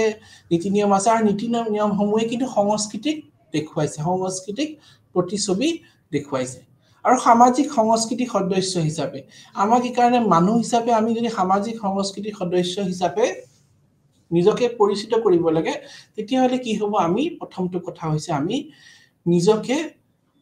সাংস্কৃতিকবান লোক হিচাপে গঢ় লৈ ল'ব লাগিব কেনেকৈ আমি সমাজৰ যিখিনি নিয়ম কানুন সেইখিনি মানি লগতে নৈতিকতাৰ পৰা আৰম্ভ কৰি আইন নীতি বিশ্বাস যিটো জ্ঞান সেইখিনি আহৰণ কৰিব লাগিব তেতিয়া আমি নিজকে কালচাৰ বুলি ক'ব পাৰোঁ গতিকে আৰু সংস্কৃতি কিছু বিশেষ বৈশিষ্ট্য আছে নাইবা গুণো আমি ক'ব পাৰোঁ প্ৰথমটো কৈছে শিকা হৈছে সংস্কৃতিক আমি শিকোহে সংস্কৃতি এনেকুৱা নহয় যে আমি জন্মতে লৈ আহিছোঁ এজন ব্যক্তিয়ে জন্মতে সব বস্তু লৈ নাহে তেওঁ কোনটো ধৰ্মৰ হয় তেওঁ কোনটো হেয়াৰ হয় এইবিলাক শিকোৱাহে যায় এটা শিশু জন্মৰ পিছত দেখা পাম আমি সি হিন্দুৱে হয় নে মুছলিমে হয় নে শিখে হয় খ্ৰীষ্টানে হয় এইবিলাক সি একো গম নাপায় যেতিয়া সেই শিশুটোক এটা পৰিয়ালে লৈ লয় পৰিয়ালত ডাঙৰ দীঘল হয় তেতিয়া দেখা পাম সেই পৰিয়ালটোত যেতিয়া সময়ৰ লগে লগে পৰিয়ালটোত সি ডাঙৰ হৈ গৈ থাকে তেতিয়া সেই পৰিয়ালটোত সি নতুন নতুন কথা শিকিবলৈ পায় প্ৰথম কথা সি পৰিয়ালটোত থাকি পেলাই নতুন কথা শিকিব আৰু যেতিয়া সি নিজকে কোনটো সংস্কৃতিত সি বিলং কৰিব সি নিজে গম পাই যাব যেনেকৈ সি ধৰি লওক বেংগলী পৰিয়ালত মানে তাক হেৰি কৰিছে, সি জন্মগ্ৰহণ কৰিছে, তেতিয়া সি বেংগলী কালচাৰটো সি ভালকে এডপ্ট কৰিব। আৰু কেতিয়াবা এনেকুৱা হৈছে যেতিয়া এজন শিশুক তুলি লোৱা হয়, এডপ্ট কৰা হয়, তেতিয়া সেই শিশুটো কোনটো হয়, সি হিন্দুৱে হয় ঘৰৰ কেঁচুৱাই নে মুছলিমৰ ঘৰৰে হয়, সেইবিলাক চোৱা নাযায়। শিশুটো যেতিয়া এটা পৰিয়ালক এডপ্ট কৰি ল'ব, তেতিয়া আমি দেখা পাম এই শিশুটো সেই পৰিয়ালটোৰ পৰা কিছু জ্ঞান আহৰণ কৰিব। আৰু জ্ঞান আহৰণ কৰাৰ লগে লগে তেওঁ শিশুটোৱে সংস্কৃতি, সেই পৰিয়ালটোৰ সংস্কৃতিখিনি আঁকোৱালি ল'ব নিজৰ জীৱনত। তেতিয়া সেই শিশুটো ক'ৰ পৰা আহিছে, কাৰ কেঁচুৱা হয়, সেইবিলাক নাচায় আৰু। সি হিন্দুৱে হওক নে মুছলিমেই হওক নে যোনে জাতিয়ে হওক, তেতিয়া সি যোনটো পৰিয়ালত তাক লোৱা হৈছে, সেই পৰিয়ালৰ পৰা সি সংস্কৃতিখিনি শিকি ল'ব। এইকাৰণে কোৱা হৈছে যে আমি মানুহে জন্মতে কেতিয়াও সংস্কৃতি শিকি নাহো। আমি ইয়াত জন্ম হোৱাৰ পিছত যেতিয়া সমাজত থাকিব লোকসকলে, তেতিয়া সমাজত থাকিহে সংস্কৃতি শিকা হয়। জন্মতেতো একো বস্তু লৈ নাহে। এইকাৰণে সংস্কৃতিত কি হয় দেখা পাওঁ আমি, এজন ব্যক্তিয়ে জন্মৰ একো বস্তু শিকি নাহে। জন্মৰ পিছত যেতিয়া তেওঁ আশে পাশে যিখিনি বস্তু দেখিব, তাৰ পৰা শিকিব। তেওঁ আশে পাশে থাকি পেলাই অন্য লোকৰ পৰা যেতিয়া তেওঁৰ প্ৰভাৱ পৰিব, তেতিয়া তেওঁৰ সেইখিনি সংস্কৃতি তেওঁ আঁকোৱালি ল'ব। সেইটো হ'ল। তাৰ পিছত কৈছে সাংকেতিক বুলি কৈছে। ইয়াত আমাৰ সংস্কৃতি সাংকেতিক বুলি কৈছে। তাৰ লগত ভাগ বতৰা কৰা, সংস্কৃতি ভাগ বতৰা কৰা হয়। যেনেকে আমি দেখা পাম কালচাৰৰ কিছু কিছু ভেলুজ নৰ্মছ আছে, সেইখিনি হয়তো আমি প্ৰত্যেক সমাজে যে সেইখিনি বস্তু মানি চলিব এনেকুৱা নহয়। তাৰ পৰা কিছু বস্তু লোৱা হয়, তাৰ পৰা কিছু বস্তু এডপ্ট কৰা হয়, যে এই আমাৰ সমাজত, অসমীয়া সমাজত এইখিনি সংস্কৃতি আছে, প্ৰত্যেক বস্তুখিনি জানো মানা সম্ভৱ? প্ৰত্যেক ৰীতি নীতি সেইটো মানা সম্ভৱ নহয়। এতিয়া বিশেষকৈ আধুনিক সমাজত যদি আমি গোটেইখিনি নিয়ম মানিবলৈ যাওঁ, সেইটোতো অসম্ভৱ কথা। তাতে পৰিৱৰ্তন আহিবই। মানুহে তাৰ পৰা কিছু বস্তু নিজে আঁকোৱালি ল'ব, তাৰ পৰা কিছু বস্তু এজন ব্যক্তিয়ে লৈ ল'ব, লৈ পেলাই সেইখিনি তেওঁ ফ'ল' কৰিব। তাৰ লগতে সংস্কৃতি আৰু আন এটা কথা হৈছে একত্ৰিত কৰা, লোকসকলক একগোট কৰি ৰাখা। এটা একতাৰ বান্ধোনত সংস্কৃতিয়ে লোকসকলক বান্ধি ৰাখে। যেনেকে আমি যদি আছামিজ কালচাৰ বুলি কওঁ, অসমীয়া সংস্কৃতি বুলি কওঁ, অসমীয়া সংস্কৃতি বুলি ক'লে পৃথিৱীৰ বিভিন্ন জাগাত বসবাস কৰা লোকসকল, এইটো অসমীয়া লোকসকলে গোটেইখিনি আহি যাব। সেই গোটেইখিনি লোকে অসমীয়া সংস্কৃতিক প্ৰদৰ্শন কৰা বুলি ক'লে তেওঁ গোটেই অসমীয়া লোকক ৰিপ্ৰেজেণ্ট কৰিব,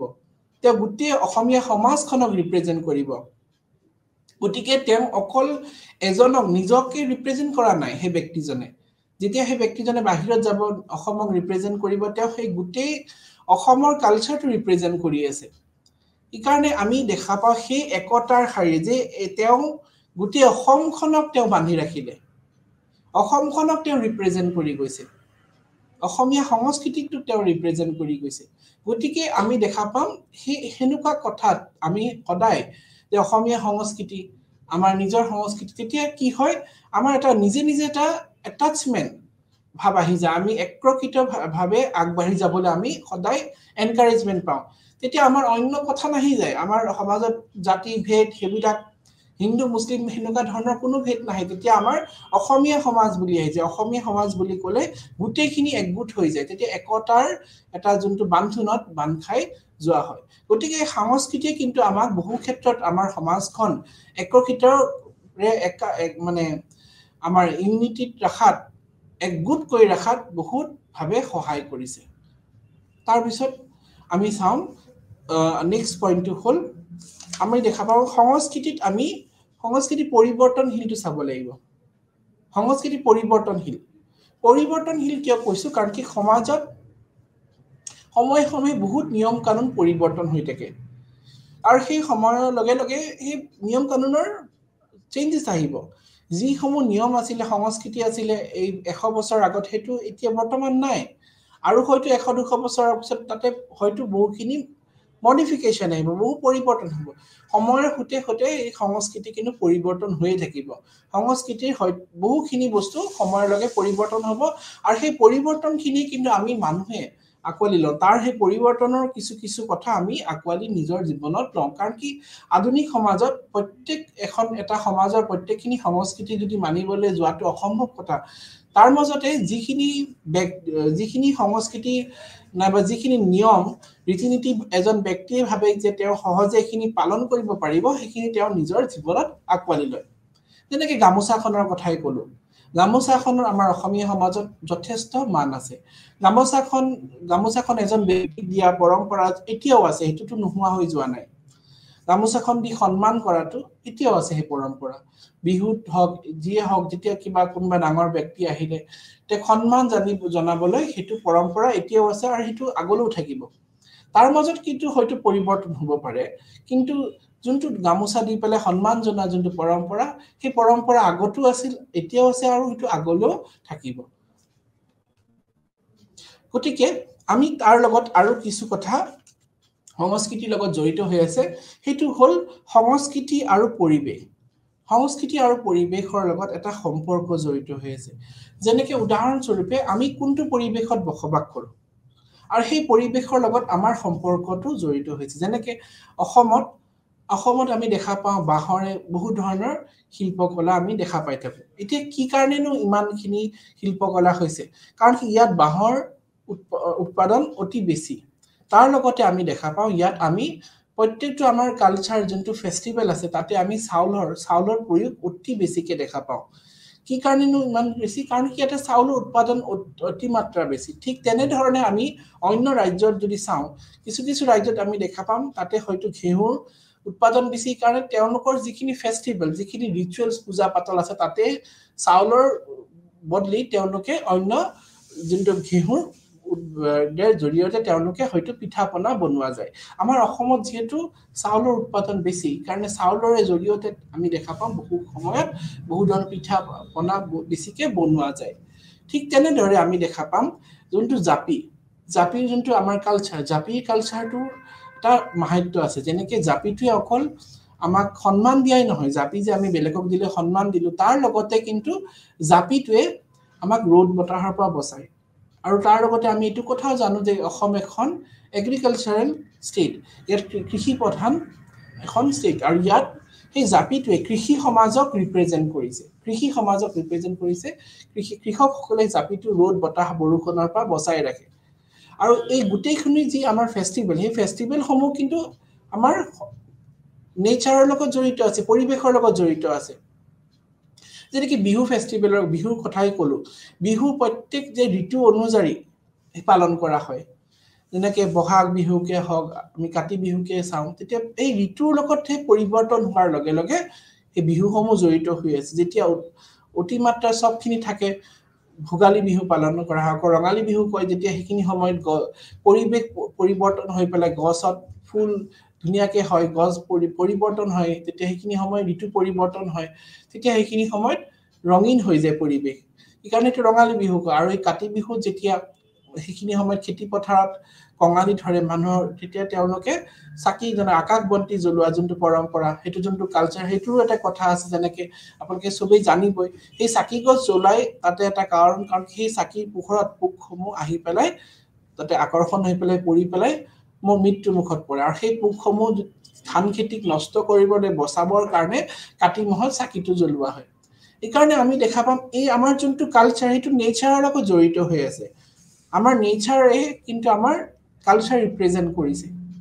বিহুকে ফেষ্টিভেলতে চালো আমি দেখা পালো যে সেইটো আমাৰ সংস্কৃতিক ৰিপ্ৰেজেণ্ট কৰিছে যেনেকৈ আমি যদি ইস্কিমছসকলৰ উদাহৰণ চাওঁ ইস্কিমছসকলে বৰফৰ ঘৰ বনাই পেলাই তেওঁলোকে বসবাস কৰে তেওঁলোকে অন্য ঘৰ কিয় নবনায় তেওঁলোকে বনাব নোৱাৰে কাৰণ কি তাতে বৰফে আছে অন্য সামগ্ৰীৰে তেওঁলোকে বনাব নোৱাৰে অসমত বাঁহ বেতৰে বহুখিনি আছে সেইকাৰণে আমি দেখা পাওঁ ইয়াতে মাটিৰ ঘৰ বেছিকে আছিল এতিয়া যদিও মানে বিল্ডিং কংক্ৰিটৰ ঘৰ বনাইছে কিন্তু আমি যদি ট্ৰেডিশনেলি যদি চাওঁ মাটিৰ ঘৰে আছিলে মাটিৰ বাঁহৰ খুবেই প্ৰচলন বাঁহৰে বহুখিনি বস্তু বনোৱা যায় বহুখিনি হেণ্ডিক্ৰাফ্ট বনোৱা যায় কাৰণ কি ইয়াত অতিমাত্ৰা ইয়াৰ বাঁহৰ উৎপাদন হয় আৰু ইয়াৰ খাদ্য তালিকা যোনটো আমাৰ কালচাৰেল এথনিক ফুড আছে সেইখিনি আমি দেখা পাওঁ প্ৰত্যেকটো আমাৰ ইয়াত মানে ইয়াৰ পৰিৱেশৰ লগত পোৱাৰ লগত ইয়াত এনভায়ৰনমেন্টত সেইখিনি বস্তু পোৱা যায় এই কাৰণে সেইখিনি বস্তু মানুহে সহজে আমাৰ কালচাৰ ৰিপ্ৰেজেন্ট কৰা হৈছে যিখিনি খাদ্য পোৱা যায় আমি খাদ্যখিনি আমাৰ সংস্কৃতিত আমি আনি দিছো সেইখিনি বস্তু আমি সংস্কৃতিত আমাৰ কালচাৰত আমি দেখা পাওঁ গতিকে আমি দেখা পালো যে আমাৰ সংস্কৃতি পৰিৱেশৰ লগত অতিমাত্ৰাকে জড়িত হৈ আছে পৰিৱেশে আমাৰ সংস্কৃতিক ৰিপ্ৰেজেন্ট কৰে যেনেকৈ আমি বেঙৰ যে বিয়াটো কেতিয়া পাতা হয় যেতিয়া বৰষুণ নিদিলে বেঙৰ বিয়া পাতি পেলাই বৰষুণ হ'ব বুলি এটা আমাৰ যেটো লোকবিশ্বাস সেইটো লোকবিশ্বাস কিন্তু আমাৰ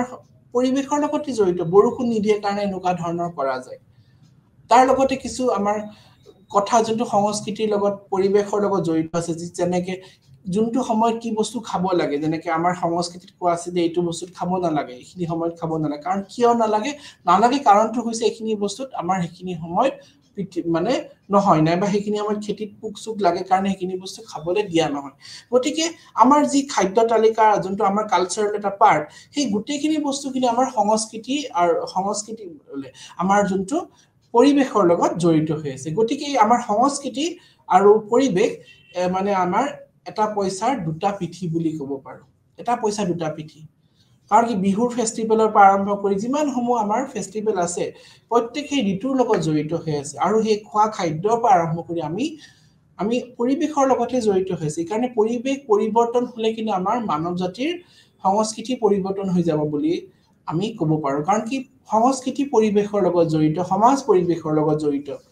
গতিকে আমি যোনটো কথা চালো যে সমাজ অবিহনে সংস্কৃতি আমি কেতিয়াও কল্পনা কৰিব নোৱাৰো আৰু সংস্কৃতি এতিয়াও থাকিব নোৱাৰে যদি সমাজ নাথাকে সমাজ এখন সুস্থ সবল সমাজ এখন কেতিয়া আমি কল্পনা কৰিব পাৰো যে সমাজখনত সাংস্কৃতিক বান লোকৰ বসবাস হয় যদি মানুহখিনি কালচাৰ নহয় এই সমাজখন কেনেকৈ থাকিব আমি যে সমাজত বহু সময় বেবিচাৰ দেখি আছো মানুহখিনি লোকৰ সমাজত কাজিয়া পেছাল আমি সমাজত দেখি আছো কিয় দেখিছো কাৰণ এই সমাজৰ মানুহখিনিৰ মাজত তেওঁলোকৰ যোনটো কালচাৰেল ভ্যালুজ সেইখিনি নোহোৱা হৈ গৈছে যদি আমি নিজৰ মাজতে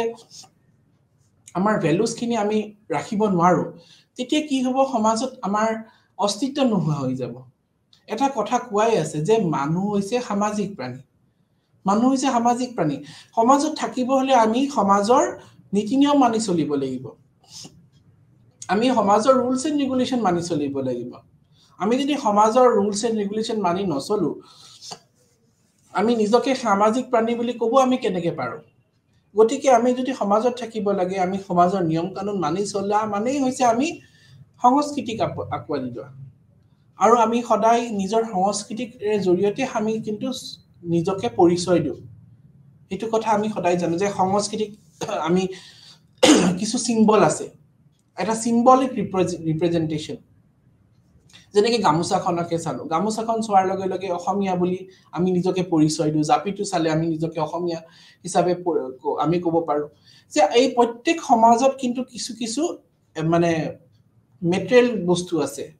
যোনটো আমাৰ মেটেৰিয়েল কালচাৰ বস্তুগত সংস্কৃতি যোনটো বস্তুগত সংস্কৃতিৰ জৰিয়তে কিন্তু সংস্কৃতিৰ বেছি প্ৰকাশ পায় যদিও মানে আমি অবস্তুগত সংস্কৃতিও আছে যেনেকৈ বিশ্বাস হেতু জড়িত হৈছে কাবাৰ প্ৰতি বিশ্বাস খং ৰাগ হেবিলাকটো মানে তোমাৰ নন মেটেৰিয়েল কালচাৰ ভিতৰত পৰে কিন্তু আমি যদি সংস্কৃতি বুলি ক'লে আমাৰ যোনটো আমাৰ বস্তুগত সংস্কৃতি তাৰ জৰিয়তে কিন্তু সংস্কৃতিৰ অতি বহলভাৱে বিস্তাৰ হৈছে যেনেকৈ আমাৰ অসমীয়া সমাজৰ খাদ্য তালিকাৰে ক'লো নাইবা আমাৰ বেল মেটেল ইণ্ডাষ্ট্ৰীৰ কথাই ক'লো কাঁহ পিতলৰ যোনটো আমাৰ ষ্টাইল সেইটো আমাৰ অসমীয়াৰ এটা মানে স্বাভিমান বুলি ক'ব পাৰো অসমীয়া এটা গৌৰৱ বুলি ক'ব পাৰো সেই কাঁহ পিতলৰ বাচনে অসমীয়া সমাজক ৰিপ্ৰেজেন্ট কৰিছে অসমীয়া কালচাৰটো ৰিপ্ৰেজেন্ট কৰিছে যেনেকৈ অসমীয়াৰ গামোচা যেনেকৈ কাঁহ পিতল সেই প্ৰত্যেক বস্তুৱে কিন্তু একোটা প্ৰত্যেক সমাজৰ অসমীয়া সমাজৰ এটা চহকী সংস্কৃতি বুলি ক'ব পাৰো ইকাৰণে সংস্কৃতিয়ে এখন সমাজক ৰিপ্ৰেজেন্ট কৰে এটা মানৱ জাতিক ৰিপ্ৰেজেন্ট কৰা ক্ষমতা আছে সংস্কৃতিয়ে জীয়াই থাকিলে আমি জীয়াই থাকিম সংস্কৃতি অবিহনে মানৱ জাতিৰ আমি অস্তিত্ব নাই বুলি ক'ব পাৰো যদি সংস্কৃতি নাথাকে মানুহ কেনেকে থাকিব আমি মানুহক আমি জন্তুৰ পৰা নিজকে কেনেকে পৃথক কৰিছো সংস্কৃতিৰ পৰা সংস্কৃতি যদি নাথাকে আমি মানুহ হিচাপে নিজকে কেনেকে স্বীকৃতি দিব পাৰো গতিকে সমাজ সংস্কৃতি আৰু মানুহ এই তিনিটা বস্তুৱে কিন্তু জড়িত হৈ আছে আৰু তাৰ লগত পৰিৱেশ আমি যদি সমাজত সুস্থ সবল সমাজৰ কথা কল্পনা কৰিব বিচাৰো তেতিয়া সেই সমাজত সংস্কৃতি থাকিব লাগিব আৰু এখন সংস্কৃতিৰ অবিহনে সমাজৰ অস্তিত্ব নাথাকে গতিকে আজি আমি ক্লাছত বহুখিনি কথা ডিসকাস কৰিলো সমাজ আৰু সংস্কৃতি যোনটো এটা গুৰুত্বপূৰ্ণ অংগ গতিকে এইখিনিতে কৈ আজি মোৰ ক্লাছটো সামৰি মাৰিলো নমস্কাৰ